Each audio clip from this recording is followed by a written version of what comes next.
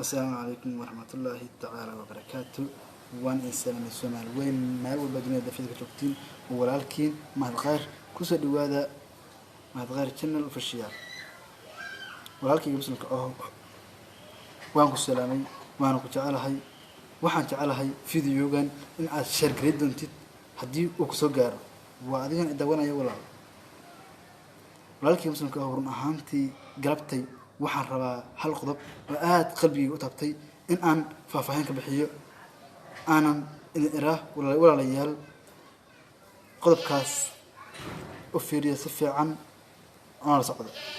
walaalkayga muslimka oo hawr ahaantii waxaa jirto gabar Soomaaliyeed oo lagu magacaabo Ladan Maxamuud Axmed warajina in aad garatid walaalkayga muslimka oo run ahaantii hadda daawatay fiidiyogeeda waan filaa in aad uga naxday si aad iyo aad wallahi hadalada ay ku hadlayday fiidiyogeedii koobaad fiidiyo kale aan arkin fiidiyo koobaad soo dhigtay hadalada ay ku hadashay aad iyo aad ay saameeyeen waan wax la dhigeysan karo maahna run ahaantii waxay sheegtay in niman Soomaaliyeed oo haddana walaalaheeda oo Soomaaliyeed oo muslimiin ah ay inta u gurgashay mid kasta oo markay ku arkay jirada banaanka soo bixiyay walaalkayga muslimka oo ka cabso Allah subhanahu wa ta'ala waayo Allah kuma u soo weyn cudurkan oo iyada galiyay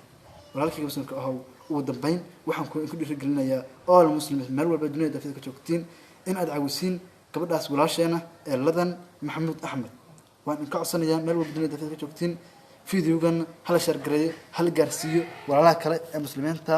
غير كتعب وأن سلامي سومال وين مال وبدون دفع التوفيق. السلام عليكم ورحمة الله تعالى.